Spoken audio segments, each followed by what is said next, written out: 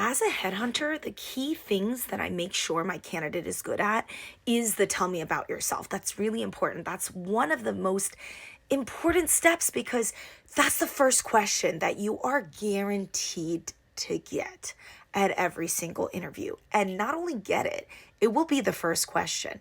Logically speaking, when you're speaking to someone new, likely an interviewer, whether they're a hiring manager or a recruiter or an internal recruiter or a headhunter, they will be asking you, tell me about yourself, because they're going to be looking through your profile and they want you to run them through like a self summary. So this question is just one, bound to come up. Two, you got one shot at it. You don't get to say, wait, let me do that over. Wait, I didn't like the sound of that. Let me do it over.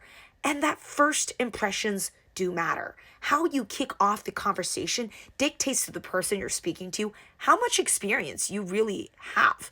How ready are you for the interview process? Because if someone is savvy in being a hiring manager or a recruiter, they can sniff out how prepared you are. They can tell if you've been prepped or not. So that's why the tell me about yourself question, I'd say really people have to spend a good amount of time preparing for it so that you can deliver it perfectly, so that you can deliver it by sounding confident in yourself and immediately set yourself up as the better candidate compared to other people who I guarantee you have not spent as much time preparing this simple question of tell me about yourself.